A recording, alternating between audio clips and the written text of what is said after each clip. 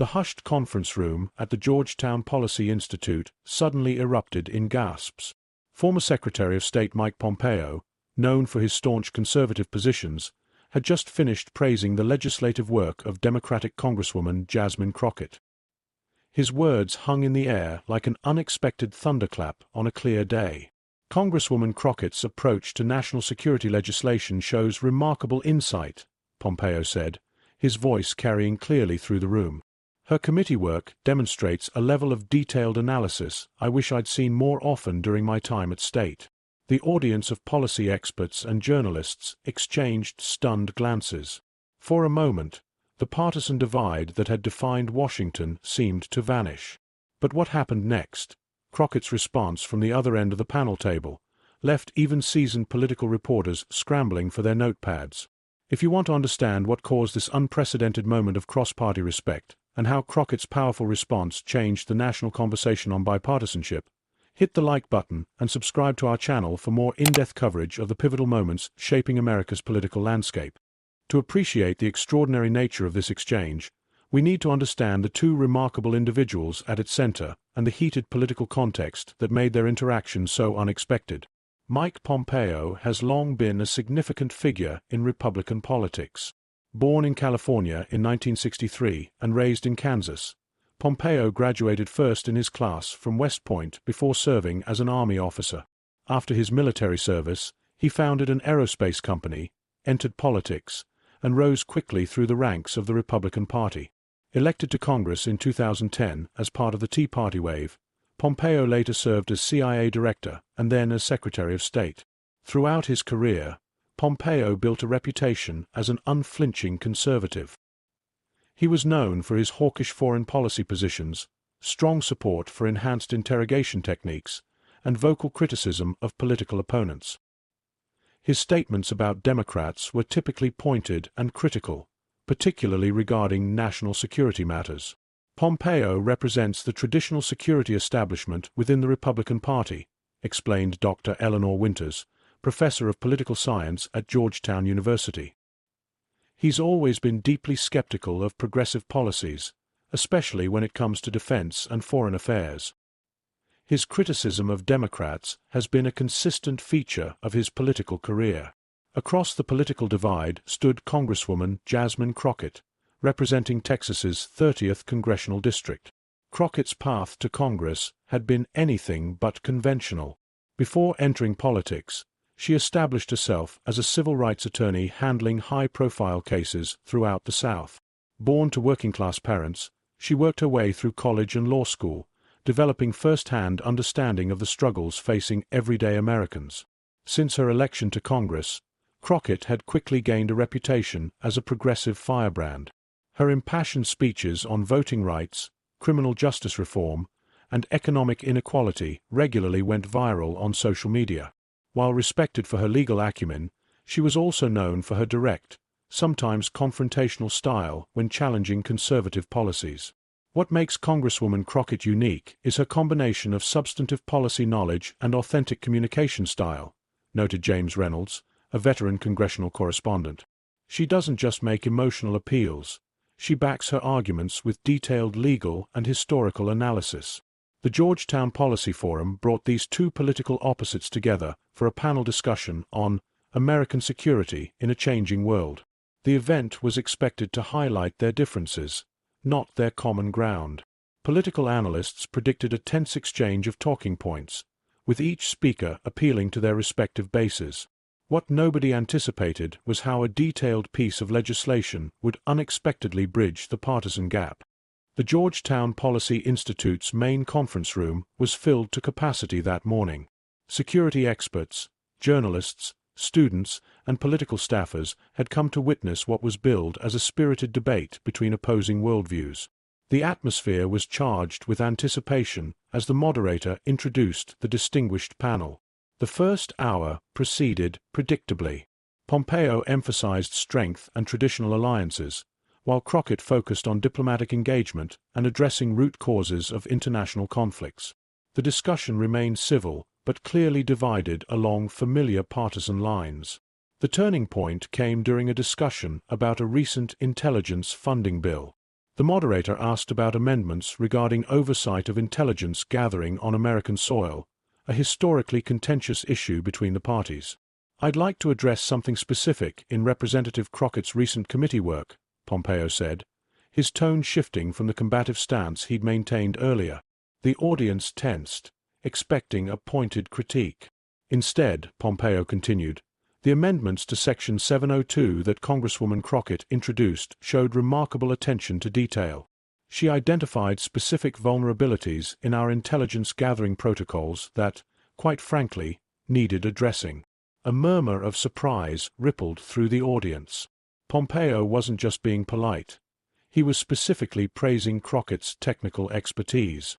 Her proposal maintained necessary capabilities while adding accountability measures that, contrary to what some of my colleagues claimed, would actually strengthen our intelligence position, not weaken it, he continued.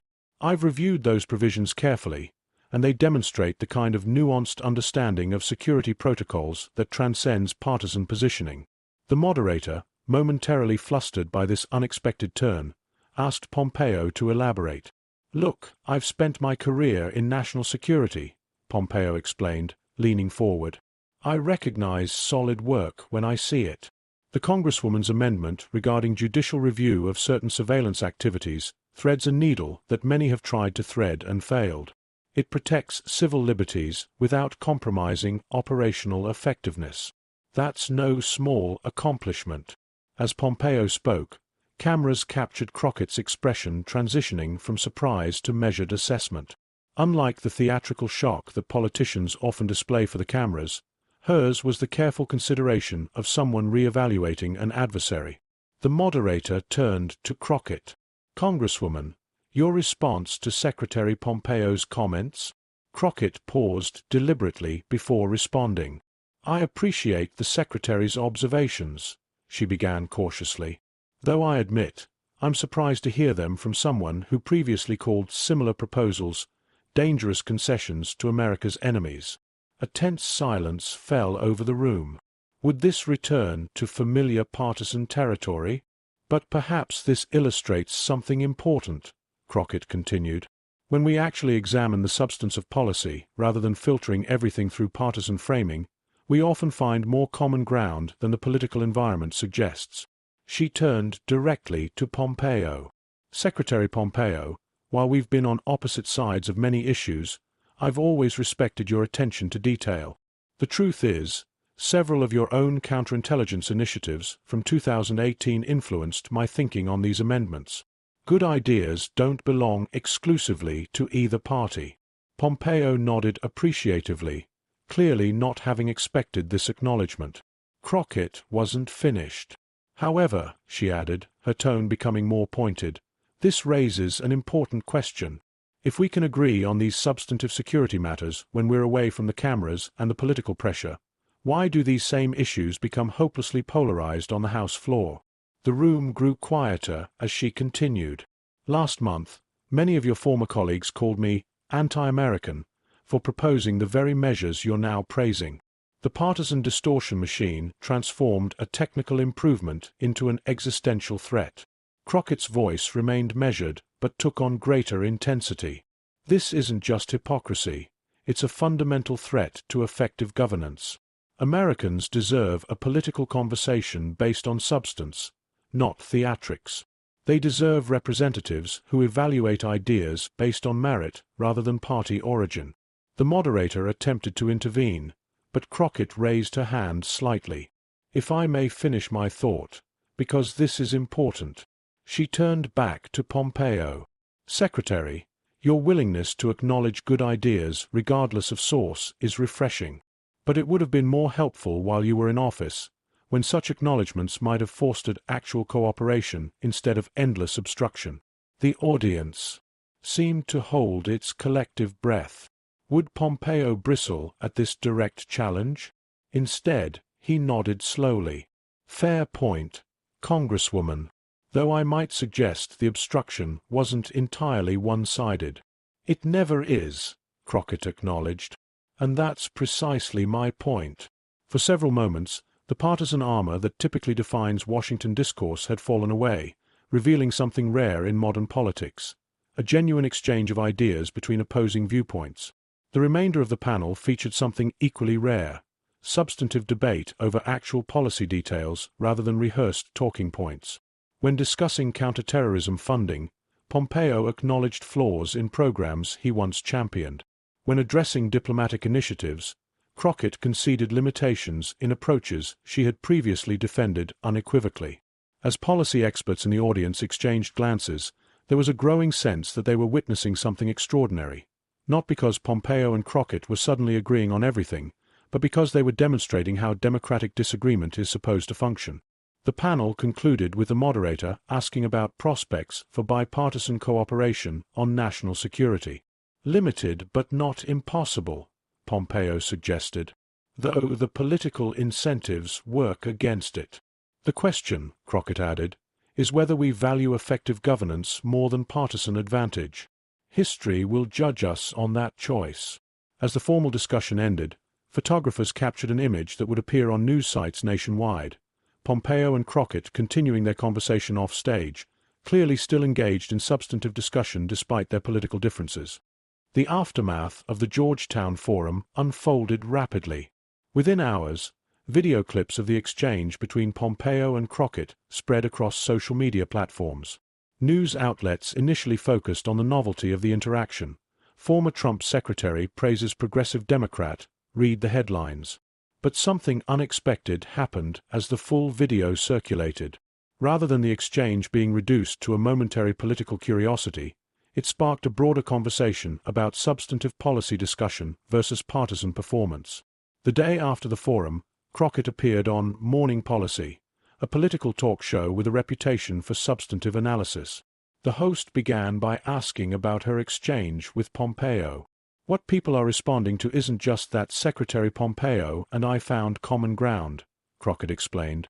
"It's that they witnessed what political discourse should look like, evaluating ideas based on their merit rather than their partisan source." She continued with growing conviction. "Americans are tired of performance politics, where the only goal is embarrassing the other side. They want representatives who take governance seriously, who are willing to acknowledge good ideas and legitimate concerns regardless of which party raises them." As she spoke, the show displayed social media reactions from across the political spectrum. Conservative commentators who typically criticized Crockett were acknowledging the substance of her arguments. Progressive voices that usually dismissed Pompeo were noting the importance of his security expertise. Later that day, Pompeo appeared on a conservative talk radio program where the host pressed him on his praise for Crockett. "Aren't you giving ammunition to the Democrats?" the host asked. Pompeo's response was measured but firm. "I'm acknowledging good policy work where I see it. If we've reached a point where recognizing competence across the aisle is considered political betrayal, then we've lost something essential about American governance." He continued, "I disagree with Congresswoman Crockett on probably 80% of issues, but her intelligence work shows genuine expertise. Pretending otherwise doesn't serve conservative principles. It undermines them." As the day progressed, something remarkable happened. Political figures from both parties began sharing similar stories of cross-partisan cooperation that had occurred behind the scenes. Collaborations that never made headlines because they didn't fit the conflict narrative that drives ratings and engagement. A senior Republican senator revealed how a progressive House member had improved a border security bill with technical amendments that better respected constitutional protections while strengthening actual security measures. A Democratic committee chair acknowledged how a conservative colleague had identified genuine weaknesses in a climate initiative that, once addressed, made the program more effective. 3 days after the Georgetown Forum, Crockett delivered what would become known as her substance over spectacle speech on the House floor. Without notes or teleprompter, she addressed her colleagues with the same direct style that had made her a progressive favorite. "What happened at Georgetown wasn't extraordinary," she began. "It wasn't extraordinary that two people with different political views found areas of agreement. What's extraordinary is how rare such moments have become in our political discourse." Her voice grew more passionate as she continued. "The American people aren't served by representatives who treat governance like team sports, where the only goal is defeating the other side. They're served by representatives who take the work of governance seriously, who evaluate ideas based on whether they solve real problems. She looked directly at her colleagues across the aisle. I don't expect my Republican colleagues to suddenly embrace progressive policies. That wouldn't serve your constituents who elected you to represent their conservative values. But I do expect, and the American people deserve, your honest evaluation of ideas rather than reflexive opposition based solely on partisan source. As Crockett spoke, cameras captured something unusual. Members from both parties were actually listening rather than checking their phones or engaging in side conversations. This isn't about compromising principles, she clarified. It's about recognizing that no party has a monopoly on good ideas. It's about acknowledging that effective governance requires evaluating solutions based on their merit, not their partisan origin. She concluded with words that would be quoted in political science classrooms for years to come. The question isn't whether we can agree on everything. We can't and shouldn't. The question is whether we can recognize good ideas regardless of source. Because a democracy that cannot do that isn't a deliberative democracy at all. It's just tribal warfare with parliamentary rules. When she finished, something extraordinary happened. The chamber fell silent for several moments before applause began, not just from her Democratic colleagues, but from several Republicans as well. That evening, Pompeo appeared on a major cable news network where the host asked for his reaction to Crockett's speech. His response reflected the same substantive approach that had characterized their panel interaction. Congresswoman Crockett's speech articulated something important about democratic governance, he said. We can maintain our distinct political principles while still acknowledging good ideas and legitimate concerns from across the aisle. In fact, our principles are strengthened, not weakened, when we engage substantively with opposing viewpoints. The host seemed surprised by Pompeo's measured tone. But doesn't this kind of bipartisan praise undermine party discipline? Pompeo's response was firm. Party discipline should be about core values and principles, not about reflexive opposition to every idea from the other side. The strongest conservative arguments are those that engage seriously with progressive concerns, just as the strongest progressive arguments are those that address legitimate conservative objections. As public reaction to the Georgetown exchange and its aftermath grew, political analysts noted something significant. Approval ratings for both Pompeo and Crockett rose substantially, not just among their respective bases, but among independent voters as well. What we're seeing, explained political scientist Dr. Sarah Chen, is a hunger among voters for substantive political discourse. Americans haven't become less ideological, but they've grown exhausted with performative politics that prioritizes scoring points over solving problems. The impact of what became known as the Georgetown exchange extended well beyond a single news cycle. 3 weeks later, the House of Representatives passed the National Security Intelligence Reform Act with strong bipartisan support, an achievement considered impossible just months earlier.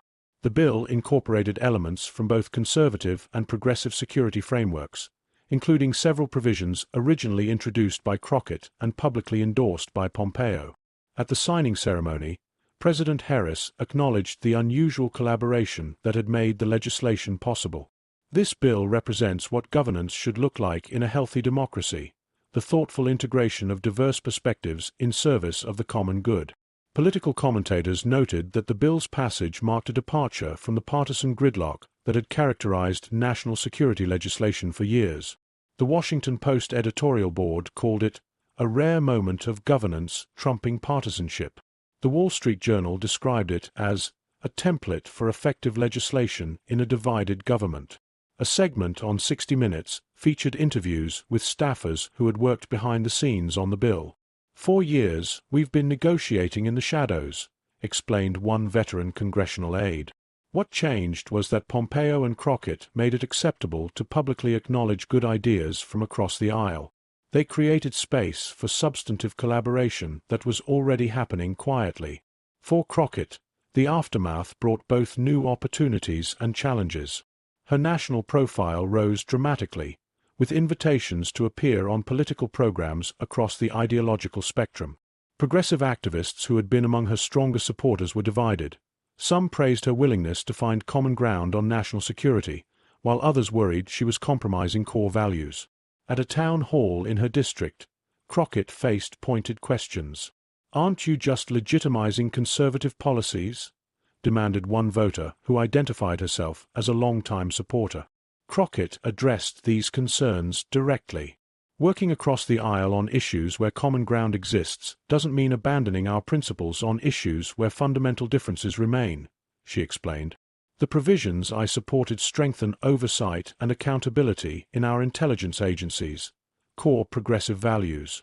I haven't changed my position on economic justice, voting rights, or any other core progressive value," she continued. "What I've demonstrated is that effective governance requires distinguishing between principled disagreement and reflexive opposition. The former strengthens democracy, the latter paralyzes it." The town hall, initially tense, evolved into a substantive discussion about the specific provisions of the intelligence bill. By the end, even skeptical constituents acknowledged the legislation's merits. "I still have concerns," one voter commented, "but I appreciate that you're advancing progressive values through practical governance rather than just making speeches." For Pompeo, the consequences were equally significant. Conservative commentators who initially criticized his praise for Crockett gradually shifted their position as public reaction remained positive.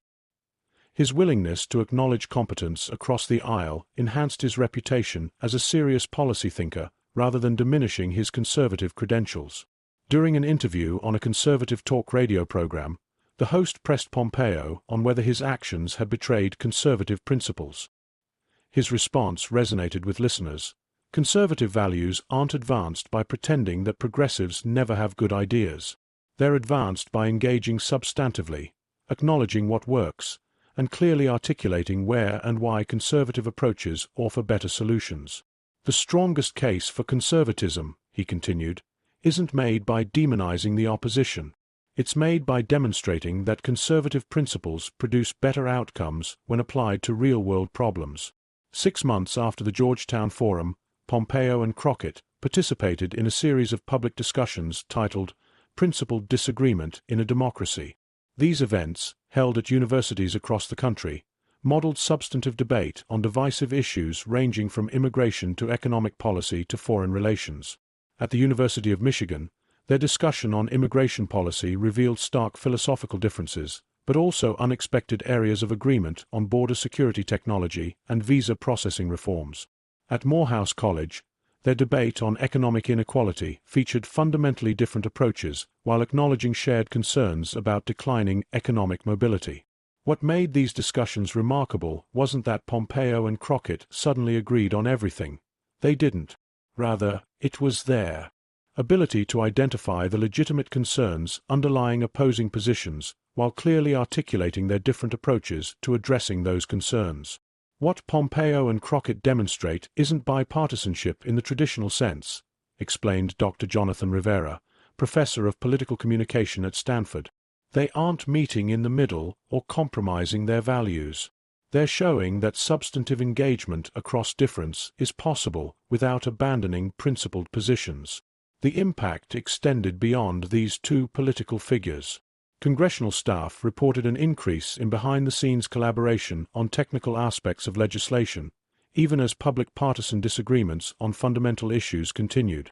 Several congressional committees adopted new protocols designed to identify areas of potential agreement before public hearings began. In a remarkable development, the Senate Foreign Relations Committee instituted a technical assessment phase for major bills, during which staffers from both parties would jointly identify areas of potential agreement before the more public, partisan aspects of the legislative process began. "This doesn't eliminate partisan differences," explained the committee chair. "It just ensures that those differences are about substantive policy disagreements rather than reflexive opposition to anything the other side proposes."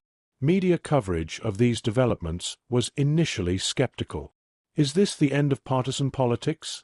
asked one headline, to which both Pompeo and Crockett responded with a definitive no. In a joint interview on Meet the Press, they clarified their position. "Democracy requires disagreement," Pompeo explained. "Different values and priorities will always lead to different policy preferences. What's changing isn't the existence of disagreement, but the quality of that disagreement." Crockett nodded in agreement. Healthy democracy doesn't mean we all converge on the same positions. It means we disagree based on substantive differences rather than partisan reflexes. It means we recognize the legitimate concerns that inform opposing positions, even as we advocate for different approaches to addressing those concerns. The moderator asked whether their example could be scaled beyond a few high-profile collaborations. That depends, Crockett responded, on whether political incentives shift to reward substantive governance rather than partisan performance. As long as performative opposition generates more fundraising dollars and media attention than thoughtful engagement, the system will produce what it rewards. Pompeo added a historical perspective. American democracy has always oscillated between periods of intense partisan conflict and moments of greater cooperation. What's different now is the media environment that amplifies conflict and obscures collaboration. Finding a better balance isn't about eliminating strong disagreement. It's about ensuring that disagreement remains tethered to substance rather than devolving into pure tribal signaling. This exchange prompted an unexpected development.